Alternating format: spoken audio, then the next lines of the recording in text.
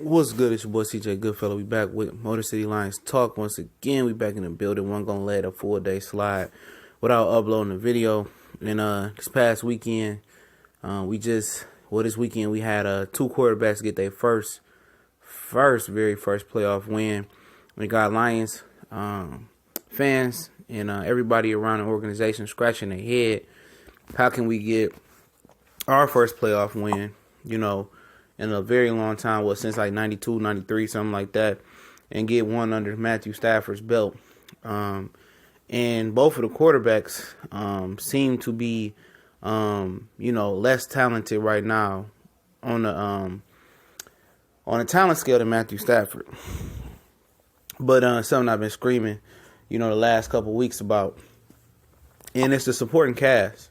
You can have all the weapons, and the first thing I run into people that are detractors or, people that speak bad on Matthew Stafford, well, you have Megatron.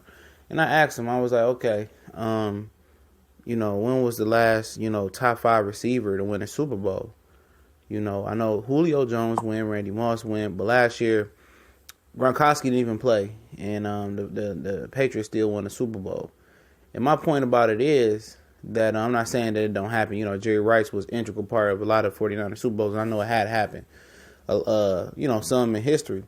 But, how many Super Bowls did Terrell Owens win, Larry Fitzgerald? I mean, you can go on and on. But the point about it is you have to have a real well-rounded team. You have to have a supporting cast. And what people probably didn't know about the Tennessee Titans is the formula that I told you guys a couple days ago in the video, I can't remember that I did at this point, was to be the prereq to be a good football team and a playoff football team win playoff games is to be able to run the ball and stop the run. The Tennessee Titans, even without they starting running back and putting Derrick Henry in, they were able to run the ball effectively on the Kansas City Chiefs, and they was top 5 in the league at stopping the run. They don't have the best receivers. Eric Decker past his prime. Corey Davis from Western Michigan State injured. I mean, they had a good tight end in Delaney Walker. And they had Matthews, a couple other guys, but they basically, kept pounding the ball, stopping Kansas City. They held Kareem Hunt in check. I know Travis Kelce went out and all that. They're not that good against the pass, but up front, their front seven is nasty.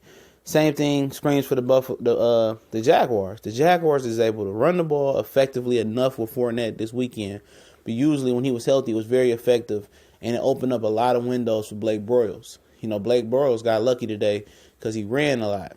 But they was able to stop the run the ball and stop the run, and then they got a great, back end. Now, they not amongst the best at stopping the run in the league, but since they traded for Marcel Darius, they've been better at stopping the run.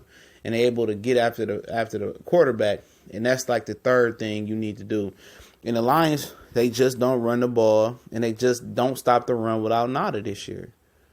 And that's the biggest issue. People say, well, Blake Bortles threw for under 90 yards today, and Stafford threw for 380 or something like that in the playoff game with 3 touchdowns. Yes, but it is a team game. Now, if these games were close and it came down to Stafford for, making a game-winning drive or, something of that nature, he was throwing pick sixes, then you can throw it on his shoulder and throw it on his mental that it was his fault. But the way to win championships, you have to stop the run. You have to run the ball. You have to have a good defense all the way around.